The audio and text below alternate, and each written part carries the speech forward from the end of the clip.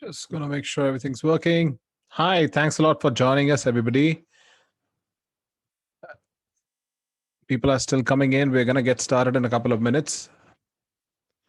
So please stick around. And of course, feel free to go and grab a coffee or any other drink you may please, so that you can sit back and enjoy all the good information we have for you. Hey there, how are you? Hey, how are you?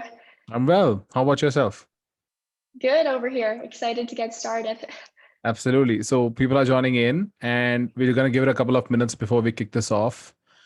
And yeah, so and everybody in the attendees, please feel free to put in the chat where you're all from. So it'll be nice to know where the group's from.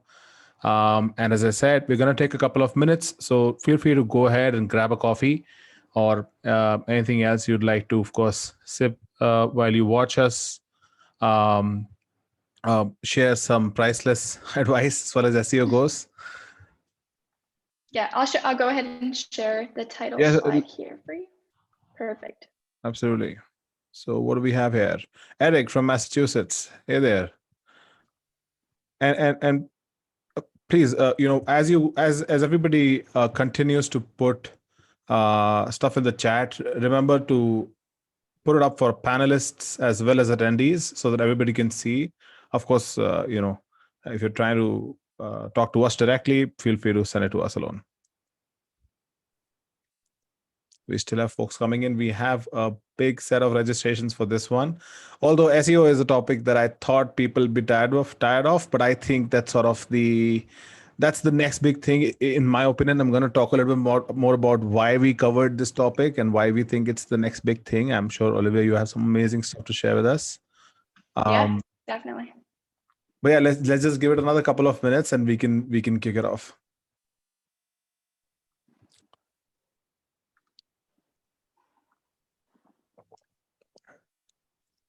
Daniel here from New Jersey. Hey, Daniel. Oh, we got neighbors, Ashley and Daniel. Good, both of them from New Jersey. Yes, Smartsites team. Okay.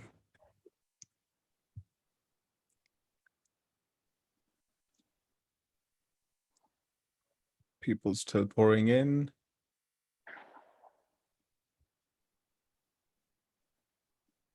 So we're going to do a Q&A at the end, just for everybody who's already joined us. But feel free to ask questions in the Q&A section as we continue to talk. If your question or query is relevant to what we're talking about at that moment, I'll definitely interrupt Olivia because she's going to do the lion's share of the talking today. And yeah, we are happy to answer absolutely anything that you can think of, as far as it's e-commerce related, of course.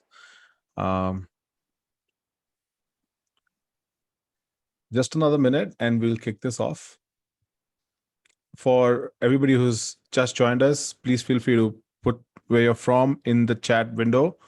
We'll get started in another minute. We're just waiting for all of the attendees to join us.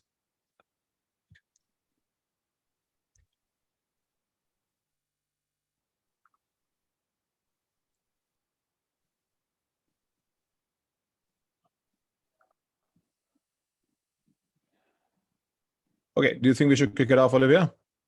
Yeah, I think now's a good time to start.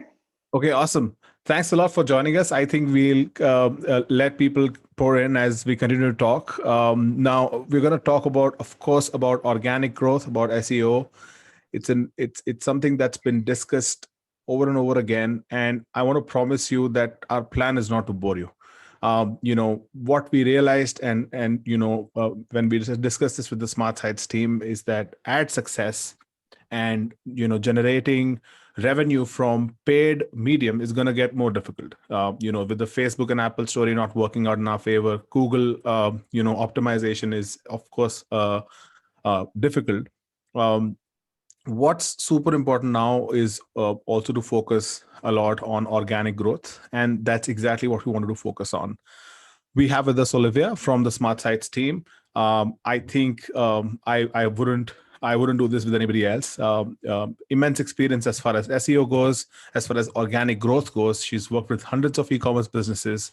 Some of them we know, and I can vouch for the success that they've seen. So I'm gonna of course, leave it to her to share her, advice and all the knowledge she's got. Just very quickly, if you're with us for the first time about ConvertCart, we are a 150 member plus team. They're based out of Bangalore, India. We have an office in New York, another one in London. We work with more than 500 clients. What we do is conversion rate optimization. So our job is to convert the traffic that's already coming to your site to make sure you're making the most of it. We also do free audits and free analysis. If you want to take a taste of how our methodology works, immensely successful in our methodology, of course. And yeah, I think, Olivia, thanks a lot for joining us. I'll leave you to it. I know you have a lot to walk us through. So yes, thanks for making time to doing this. Yeah, definitely. And thank you so much for the introduction. And thank you for having me today. I'm beyond excited to really get started over here with the presentation. Absolutely. So first, I would briefly like to introduce Smartsites as a company for those of you who are not familiar with us. Our main goal really is to ensure client success, whether that's through marketing campaigns or whether that's through website development. So we're known online for our reputation with over 500 plus 5-star reviews and with over 600 active clients. We also have 200 plus team members, and this is going to be now our 4th year on the Inc. fastest growing companies list. So a lot of great partnerships opportunity with ConvertCart and Smartsites. And without further ado, I'd like to get started here on getting that organic traffic. Awesome. Just, I'm sorry to interrupt you. There's a bunch of people that joined us in the last 2 minutes. Just for everybody's knowledge, put your questions in the Q&A section. I'm going to take them up as we go, and at the end, stick around till the end. We have a very quick giveaway at the end, of course. So stick around, soak all of this in, and yes, over to you, Olivia. Sorry about that. No problem. All right, so getting started here at Smartsites, we define SEO using the formula on-site pages times off-site links minus those technical errors. So on the monthly or more reoccurring side, we'll be working to build that new traffic through acquiring more backlinks or creating new content for your website. And then on the less frequent or on-demand side of things, we'll be working on fixing those technical errors we find, whether it's through screaming frog with image optimization or page speed fixes. We'll also be working on building a strong strategy for a foundation of our project going forward so it could really drive our campaigns. So each of these feeds into each other to really give you a cohesive formula for defining SEO. So some of you might have seen this formula in the past, but given this is the base of any SEO strategy, I'd like you to keep this in mind for any of the initiatives I talk about going forward.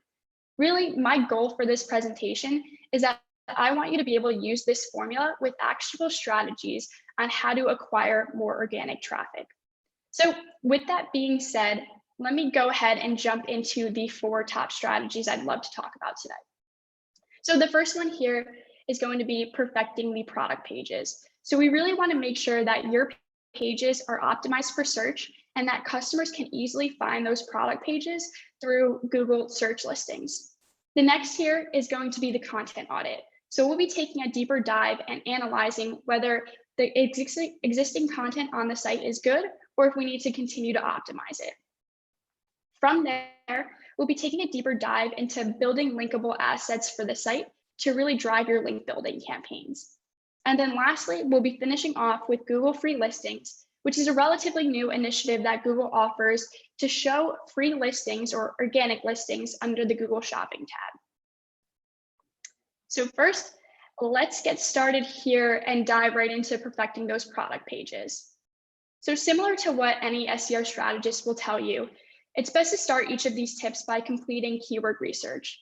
As this is the first strategy I'll be talking about, I'll dive a bit deeper into how I conduct my keyword research in this section, but I want you to apply this to all the other strategies that I talk about moving forward. To start, I personally recommend using Ahrefs, and what this offers is various research tools within the platform. And overall, it's one of my favorite SEO tools to use because it really gives you that comprehensive data for the strategy and planning phase. So the first tool that I want to take a look at within Ahrefs is this content gap tool. And what this is it provides competitor analysis by looking at what keywords other sites are ranking for, but what you currently are not ranking for.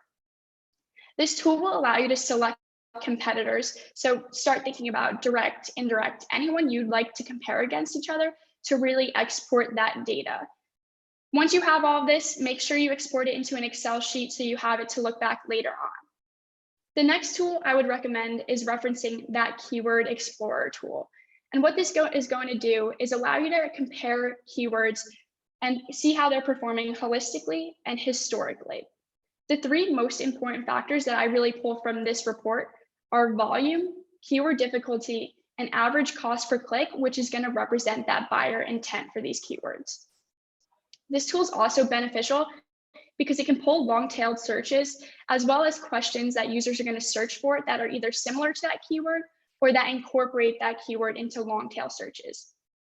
Again, this is going to be really helpful if you're struggling with creating FAQs or if you're struggling with creating titles for blog posts. And finally here, the last tool I want to discuss within Ahrefs is the organic keyword report. And what this does is it pulls the keywords that you're currently ranking for. And one of the most useful functions here, and you can kind of see it within this report, and sorry if it's a little bit blurry, but it allows you to see the movement of the keywords at the time of the last poll. And it also tells you where these keywords are coming from. So what landing pages are driving users to click on the page and click on these keywords. So from there, you could determine if you need to make adjustments to your current strategy in order to improve your current keyword rankings. So after I have all of these three reports, I usually import them into one master report. And from there, I like to prioritize the top keywords based on the overall historical data that I already have on existing sites, and then also compare it to the new reports that I'm finding currently. As an e-commerce store, I just want to reiterate that it's important not to always assume that your product names are going to generate the best results for your product pages. You may be surprised to find in these reports that different versions of these keywords are going to be driving customers to your product pages. So now that we have our keyword research ready, I really want to jump into the first aspect of perfecting these product pages, and that's going to be taking a look at the on-site SEO. So I would first start by exporting all of your product URLs into an Excel sheet to create a site structure plan. This will give you a foundation to work off going forward. And once you have all of these URLs exported, you want to make sure that they're SEO-friendly URLs by making them clear, simple, and optimized to always include your target keyword. We should always avoid using random numbers, auto-generated URLs, or extra long URLs. And oftentimes, people classify an optimized URL by telling the customer exactly what to expect within that URL. And another synonym for this would be a speaking URL. And this is where a customer can really gauge what the page is about just by looking in the URL section.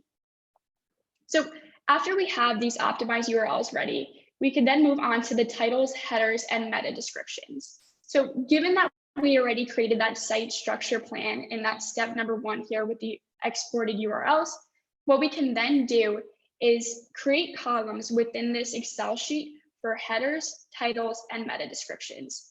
And as a guide, you could take a look at the right here. I always like to add character columns as well, because we know that there are suggested character limits for each of these in order to make sure that they're optimized. So starting with the header of the page, this will most likely include your product name. You want to make sure that your heading clearly identifies exactly what the customer is searching for on that product page. And this heading will ultimately reinforce your title tag for SEO. The title tag should attract both the customer and the search engine.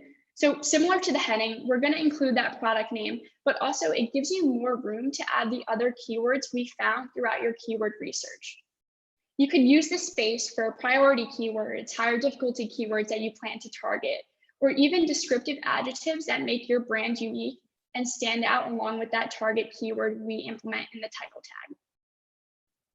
So once these titles are finished, we can then move on to the meta descriptions. These allow for us to cover a bit more space with the optimal character limit between 155 to 160 characters. Your meta descriptions are essentially your organic ad space. So you want to make sure that when customers come across this, it tells them exactly what they're looking for. And one thing that I always recommend, one of the best tips that I always recommend, is to address a pain point or benefit within that meta description. This tells them what they're looking for, but allows them to identify with that solution that your product is solving and allows them to click through to that web page. So after we finish these meta descriptions, this is going to wrap up our on-site SEO portion of the product page optimization. And we'll dive deeper into the actual on-page content, which is the product descriptions. So the overall most important thing to remember about your product descriptions is that they should always be unique to your brand. You don't want to copy and paste these product descriptions across various products or even from your manufacturers. If you're in a situation where you're copying, your manufacturer descriptions, this may be something you want to take a look at right away. This would essentially mean that your product pages have the potential to rank with potentially hundreds of other websites on the internet using that same manufacturer description. I know it may take a long time to go through these product pages and product descriptions.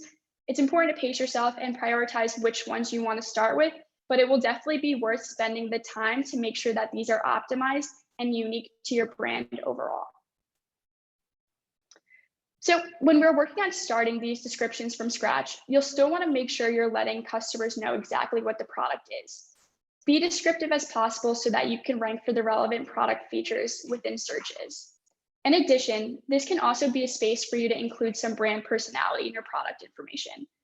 Oftentimes, I'll work with clients to highlight a competitive advantage or key benefit compared to some of their other direct competitors that attract these customers to really convert on this page. An example of this would be, made in the USA, or even free shipping that you could add within your product descriptions. On the right here, you'll see an example of one of our Smartsites clients, Multi-Pet, and they have optimized their product descriptions by having a short description up top and then a longer description on the bottom. And this is really great because it allows you to space out the descriptions a bit more to not overcrowd the page and overwhelm the user when they first get there. So we often find that pages with more relevant content in both quantity and quality rank the highest for your website. And with that being said, you may be asking, how do I add content on my product pages without making the page too overwhelming? Because we have seen that trend in, more content on the page, you'll be ranking higher. So how do I add that content without adding it directly into the product description field? And this leads me to my next topic here of customer Q&As and FAQs. Implementing these sections on a product page will provide highly relevant content and engage your customers on your product page. Customer Q&As would be a section on your page that includes questions from your customers about products you're selling, and then provides them with the best possible answer to address these questions. For example, a common e-commerce store that we all know, Amazon, they do a great job at showing these customer FAQs on a page. And it's extremely effective because it engages the customers in a discussion. It provides them with a solution to a potential problem. And then ultimately, it could lead to faster conversions later on. So we know that some of this information may already be in your product descriptions, right? But by implementing them into the FAQs, it gives the user the opportunity to address the pain point head on. And it will take away any of that uncertainty that they were able to find within that product description and after their initial review of the page. What is really powerful about these customer Q&As is that you could filter through these commonly asked questions and tweak the answers to serve more than one customer at a time, which leads to an optimized page experience overall. Ultimately, by adding this section onto your product page, you're giving the space for your customer to pose questions and answers with the relevant content so that you could add more value and depth to the page, and that you'll eventually rank for these long-tailed searches overall. This last section here I want to talk about within the perfecting the product pages strategy is structured data. So really taking a step back and looking at the technical part of a product page. Structured data really serves two main purposes. And the first being that it lets search engines know what the page is really about. And I mean this by saying it tells the user that it is a product listed for sale rather than an informative page or a blog post page. The second here is that it can enhance your search results through rich snippets. So we know that there are different types of structured data, including product schema, review and rating schema, price schema, product availability schema, and video schema that you could implement on one page. Through structured data, you're able to drive impressions and clicks, as well as improve your click-through rate and sales performance overall. So wrapping up these perfecting the product page section here, I just want to reiterate that there's several places on the site where you could optimize that existing work. And looking back at that original formula we discussed on the first slide, we were able to walk through optimizing your product pages through keyword research. So really taking a look at that foundation that we started with. We were able to look at the technical updates. So working on creating those optimized URLs and also implementing the structured data. And then lastly here, talking about the on-page content. So taking a look to see where you could optimize the existing content on the page. So now that your product pages will be optimized by walking through these steps, you'll want to make sure that you're reaching additional touch points here for the customer as well. And the product pages are a great place to do so. And through ConvertCart's platform, they actually help ensure that you're now converting your customers as well. Before I jump into the next steps here, I just want to leave it open and reiterate that you can leave questions in the Zoom chat while I'm going through these next steps, and we'll be sure to circle back to these. I think apart from the fact that, of course, optimization is possible, a lot of what you mentioned should automatically lift conversions along with lifting, of course, rankings. And Right. especially with stuff like Q&A and reviews, what we have seen is that's priceless. User generated content is number one. Exactly. And it has an instant effect. There's several sites where we've implemented reviews, and it just works almost instantly, and it's really mind blowing. So that's obviously a very good point. Yeah, definitely. I think it's just such an easy way for you to add content on the page, and it allows you to create that highly relevant content as well. So something I recommend for all, and if you're not doing it, I think after this webinar, we definitely should think about doing it together, is adding that reviews and also the structured data, and then also the customer Q&As. Yep, absolutely. Yeah. Great, so I will go ahead and jump into my tip number 2 here, and that's going to be looking at optimizing your current site content. So the content audit is going to work with 3 major parts of the formula we first talked about. The first is going to be on-site SEO, which is taking a look at the content that's on the actual page. The next is going to be the off-site SEO. So we're going to determine if these pages have enough relevant backlinks or if there just are no backlinks at all. And then the next is your overall strategy. So we're going to be utilizing that keyword research that we built for that foundation, and then also take a look at the site performance to really drive this content audit.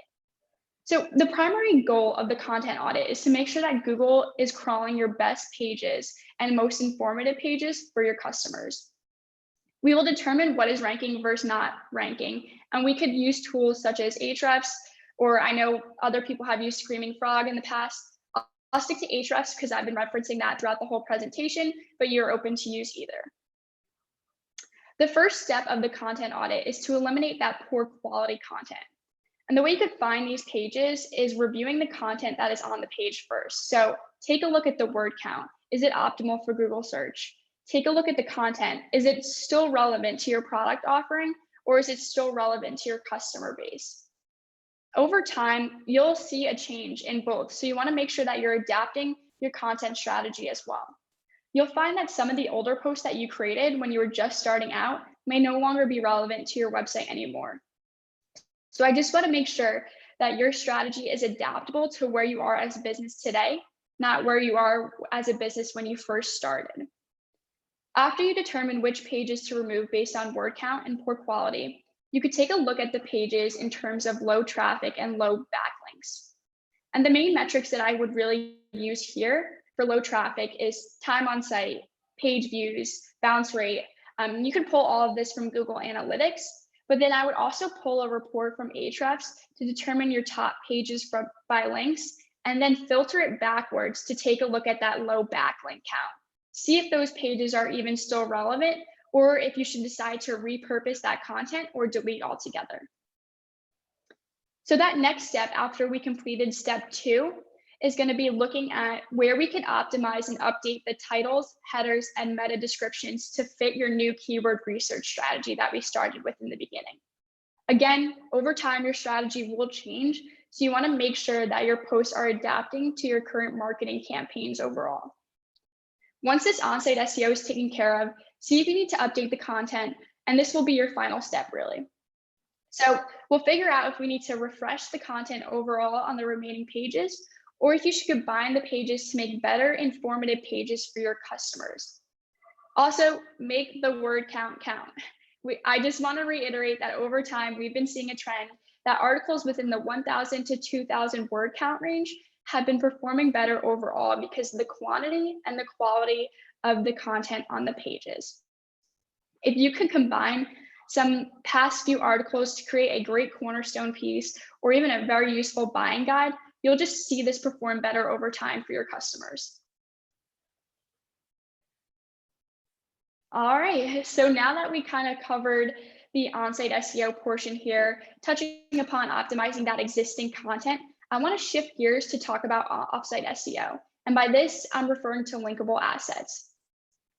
So we can use this content audit to help you with creating better pages to include in your link building strategy.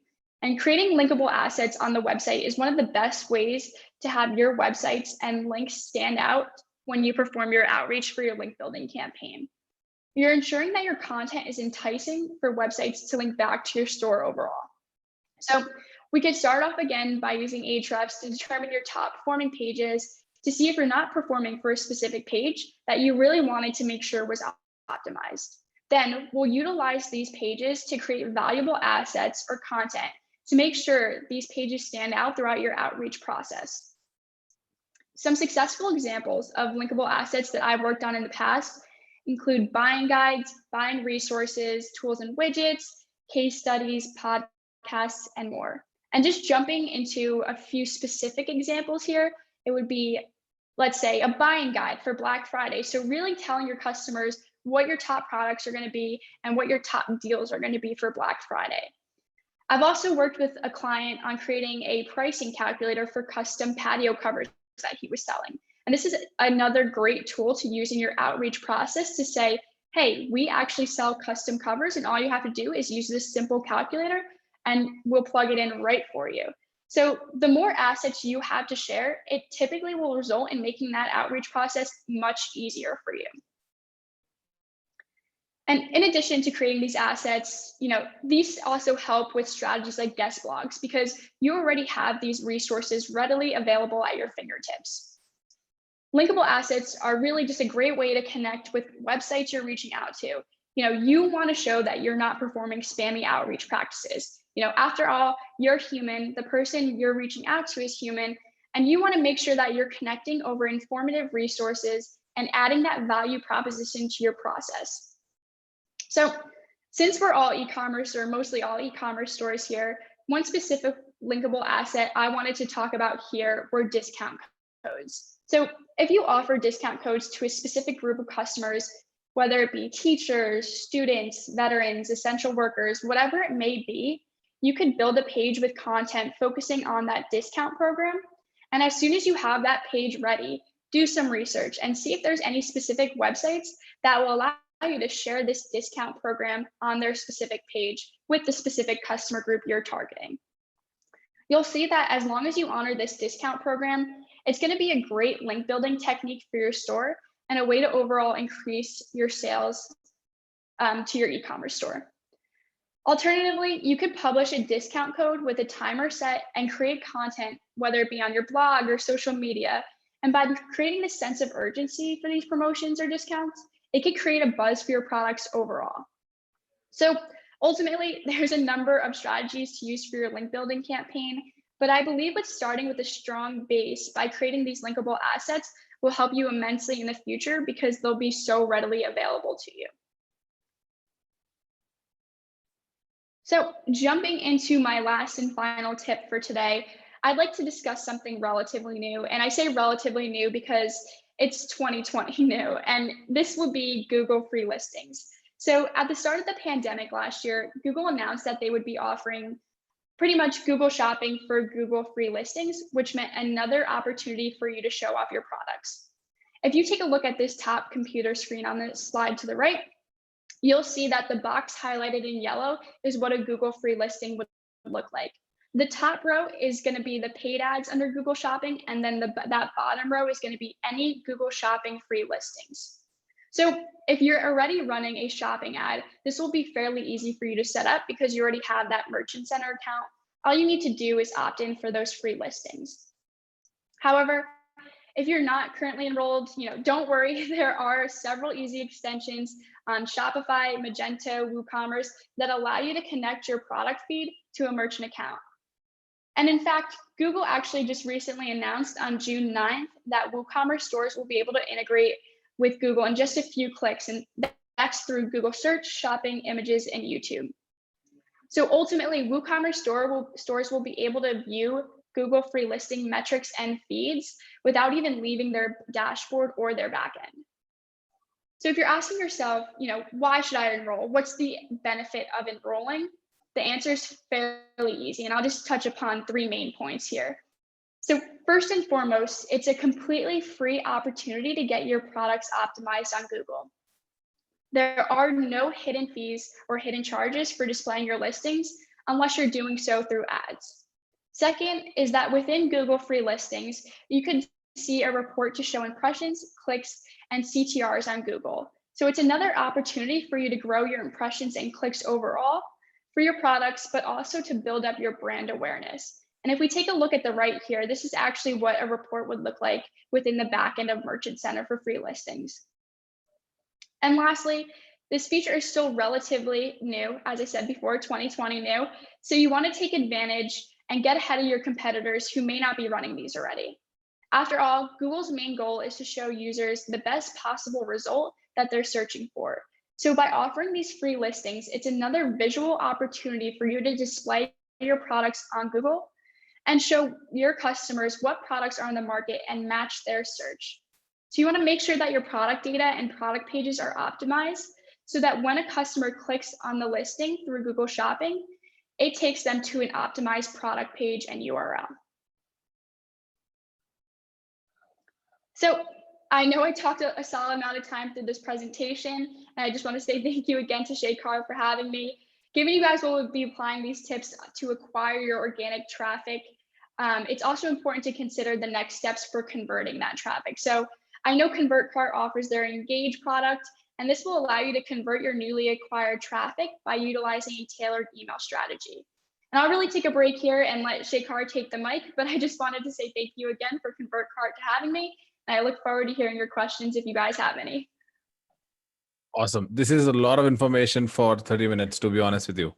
This is, but Yes. that's awesome.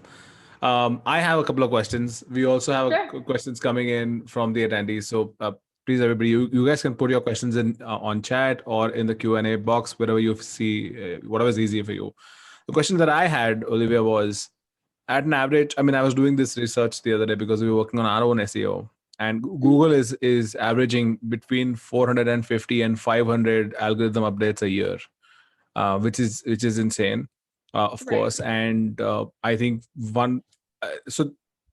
which do all of these. I mean, if you were to pick strategies which are algorithm update proof or sort of foolproof in the way that you would not see a quick bump and then an update happens and then you come back down to zero, because I've seen a lot of Right. businesses being impacted because of that. So which of these would you pick that are sort of foolproof? Yeah, I mean, it's a great question. I would say definitely going back to that beginning formula that I talked about, I think that's just a solid foundation that we've seen work overall. So taking a look at your on-page SEO and seeing where you could optimize your existing content, I think that's going to be a really important strategy. And it'll just also help you stay ahead of the curve. Things are always changing, so you want to make sure that your business is also adapting, whether that be through updating content, whether that be, there's something technical that you need to change, it'll always be there for you and ready to make that quick change. So I would definitely recommend taking a look at my first 2 tips. So perfecting that product page, and then 2, the content audit. But I think those will really help you stay balanced and, stick to that original formula that I first offered. Fair enough. A question that we have here is, so we have an attendee who's from the firearms industry, and of course that's a restricted item. They also have other items that are non-restricted. So the question is, can they list on Google Shopping? And they already have a great Google business listing, so that's something that they already have. But I'm sure firearms Right. won't go up on Google Shopping, right? So Right. It's going to go through almost a similar process of approval with it would with Google Shopping ads. So if you would like, you could upload that product feed and then it would just go through Google approves or disapproves. And then you could take a look at the reasoning within Merchant Center. But I would say if you're already disapproved within Google Shopping, I would take a look there and see if there's anything that you could do first before uploading onto Google Free Listings. do you think one possible solution could be picking the products that are not restricted and then just leading with them, so that at least that earns Yeah, you the traffic? You earn traffic, and then definitely. what you do with that traffic could be something you optimize for conversions. So that's would you say? Absolutely. Yeah, I think that would be a great idea. Mhm. Okay, fantastic.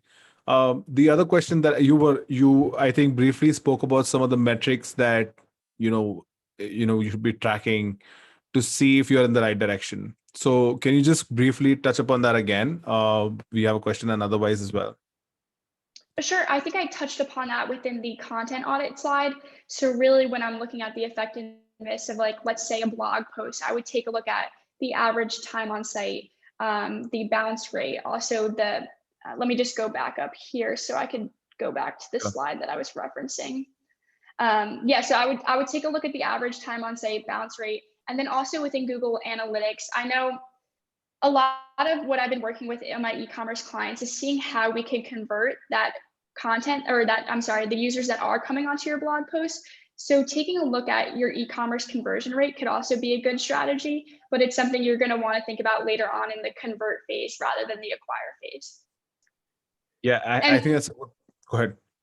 oh, sorry. Something I was going to say is just an example of this would be an exit intent on a blog post. And that exit intent would say something like, going so soon, check out our best-selling products, or implementing a product feed at the bottom of your blog post would be another successful strategy. Fair enough. So I think that's good advice. In fact, for the clients that we've worked with, where we optimize for conversions, we've managed to use personalization and other stuff to increase time on site, and that has a direct Right. effect on SEO because it sends the right signals to Google. So if Google is sending the end of the day, if Google is sending traffic to your site, they want you to give that traffic what it wants, and the only way for Google to measure whether you're able to do that or not is time on site. That's the primary way. Right. Of course, there's sponsor as well. So you've got to be able to give what that traffic wants and bring that traffic with the right expectation. As long as those two things match, and that's why I say because the way for Google to measure this is to look at the content that's on there, look at the behavior that people have, and I think naturally looking at those data points would obviously matter. But I tend to see it's sort of a paradox that sites that convert really well are also the ones getting a lot of traffic, are also the ones that have a super high organic traffic conversion rate. So everything seems to be working for them. The founders are going on a holiday twice a year, so those Right. things are It all kind obviously of works into each other. The acquire, convert. right. But I think what you've walked us through today is a great place for companies to start. I don't think we have any. I actually make sort of combine a bunch of questions we were anyways having. I don't think we have anything else as far as questions go. But yes, we are happy to do this free email strategy. So this will be highly detailed. But I think another interesting metric that I can sort of leave everybody with is lapse point, which is something that we try and solve. Now, lapse point is the number of days from which a customer becomes, that's sort of the point of no return. So if you have 100 customers that transacted with you today, and there are about 50 of them that have not bought from you for say the next 120 days, 120 days could be your lapse point, which means if you don't make your customers repeat a purchase from you in that much amount of time, they're probably never going to come back.